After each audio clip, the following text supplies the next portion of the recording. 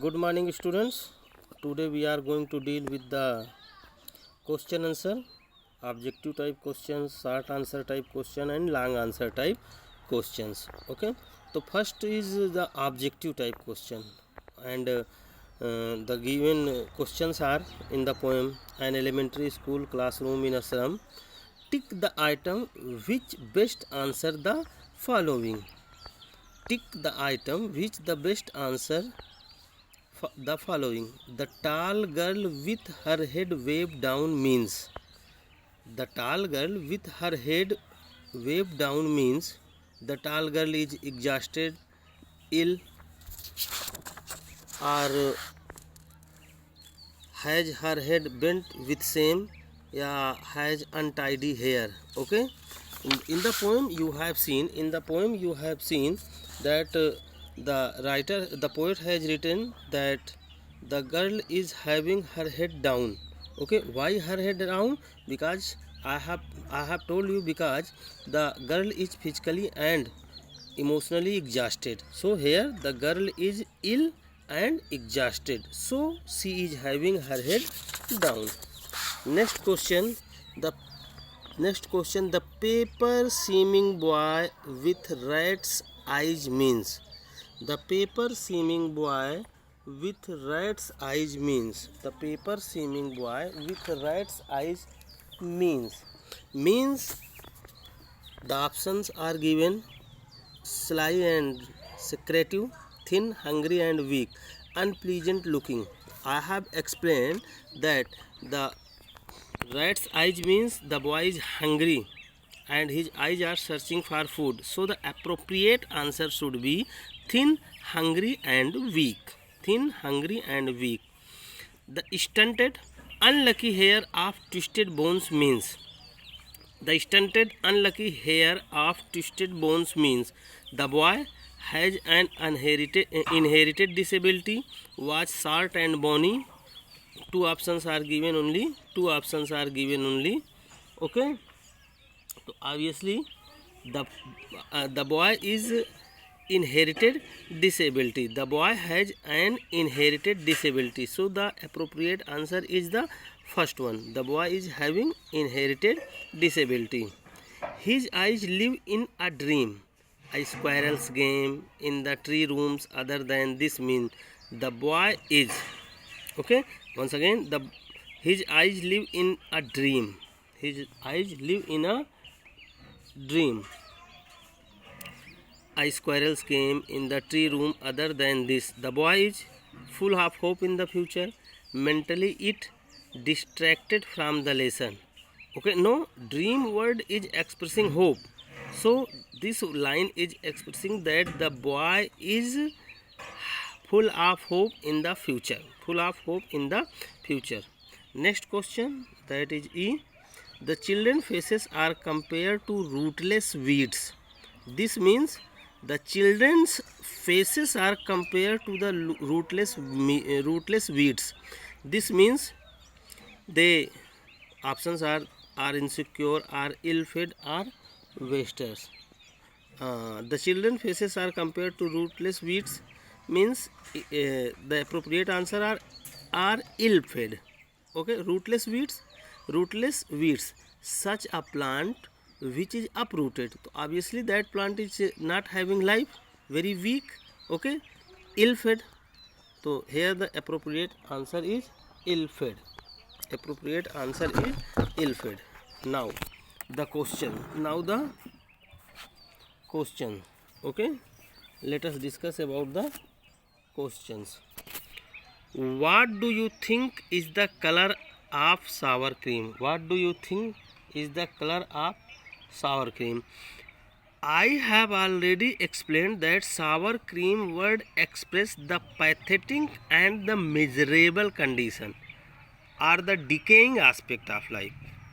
Pathetic condition, miserable condition are the decaying aspect of life. But according to the questions, what do you think is the color of sour cream? Okay, the poet has used the expression sour cream to describe the dull and pale walls of the classroom in order to bring forth the prevalent neglect of these slum classroom. It means, in other words, you can say that the poet has used sour cream, and sour cream always express the decaying aspect of the life. It means to say that these students who are sitting in the classroom, they are neglected, and the classroom is also neglected. Not only the students are neglected, but the classroom is also neglected. Okay, dull, pale walls. Okay, the poet has used the expression sour cream to describe the dull and pale walls of the classroom in order to bring forth the prevalent neglect of this slum classroom. Why do you think the poet has used this expression to describe the classroom?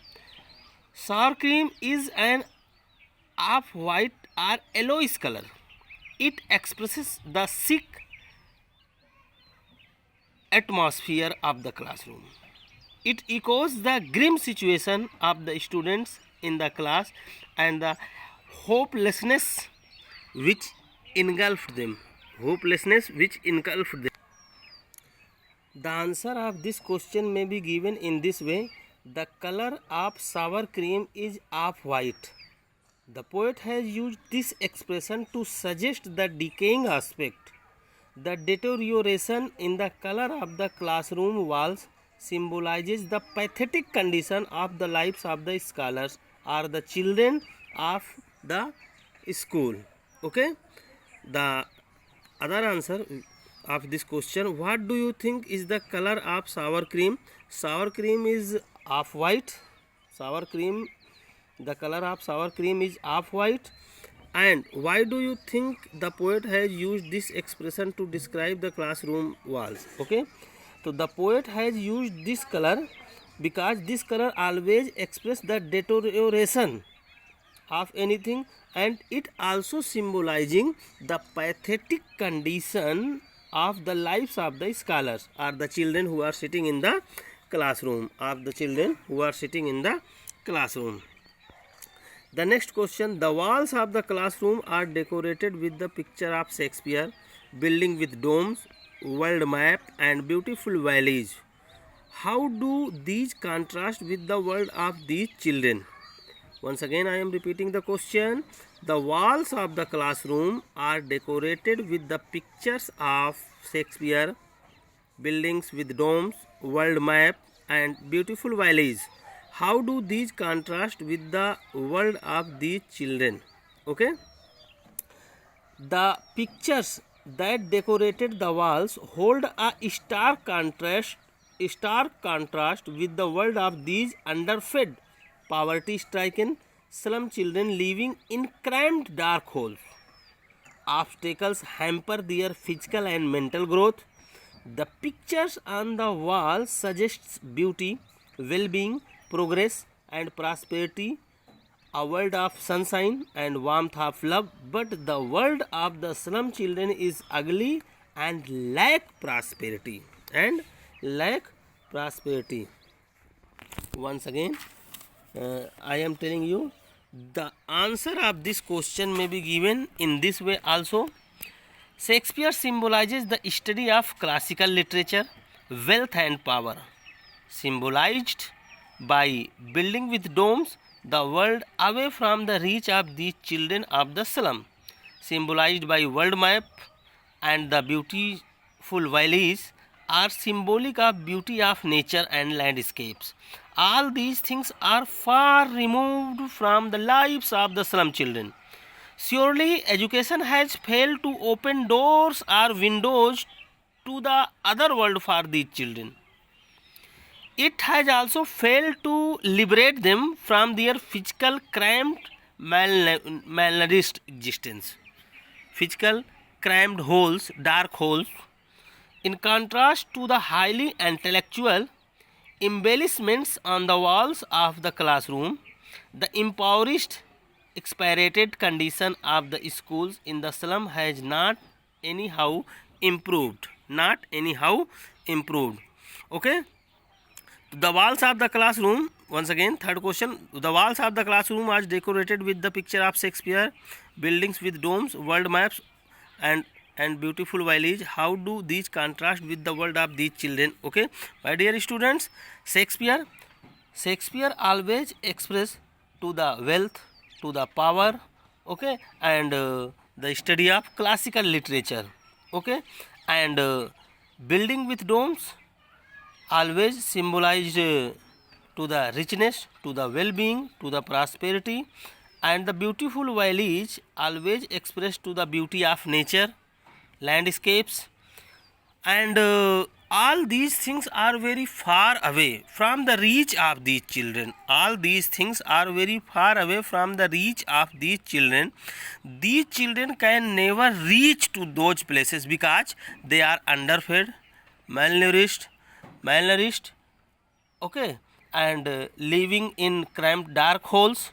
Obstacles are standing in their way of success, in their, and problems are standing, obstacles are standing in the development of physical and mental, in other words you can say obstacles hamper their physical and mental growth.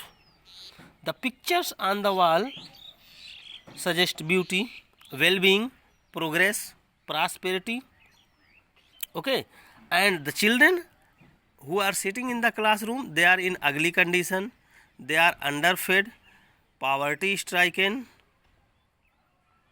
suffered from genetic disorder, unlucky fellow, unnoticed fellow. So the poet has very well explained that the pictures of the classroom is having a great contrast. The picture of the classroom is having a great contrast to the world of these children, because the picture is expressing to the richness, well-being, prosperousness, and the students who are sitting in the classroom are poverty stricken, underfed, and leading a miserable life. Next question: what does the poet want for the children of the slum? What does the poet want for the children of the slum? What does the poet want for the children of the slums? How can their lives be made to change? Okay, the poet wants the people in authority to realize their responsibility towards the children, towards the children of the slums. The poet is thinking that the people who are in authority, they should realize their responsibility towards these children who are sitting in the classroom of the slum. All sorts of social injustice, all sorts of social injustice and class inequalities be ended by eliminating the obstacles, by eliminating the obstacles that confine the slum children to their ugly and filthy surroundings. Okay, and let them study and learn to express themselves freely. They should be given freedom to acquire knowledge and freedom for expression, and then they will share the fruit of progress and prosperity, and their lives will change for the better. Once again, what does the poet want for the children of the slum? The poet wants that all the obstacles, all the hindrance which is standing in the way of their success should be broken, and they should also be provided chance to go for the higher study. And the poet is thinking that the people who are in the authority, they should realize their responsibility towards the children of the slums, and all sorts of injustice and social inequalities which is made to these children should be ended, should be eliminated, ठीक ना, so that the obstacles, the hindrance which has confined the slum children to their ugly and filthy condition should removed. Let them study. They should be given chance for higher study. They should be given freedom of acquiring knowledge as well as freedom of expression. Then they will share the fruit of progress and prosperity, and their lives will change for the better. And their lives will change for the better. Okay, I think it is clear. Some additional questions which may be asked also. Some additional questions which may be asked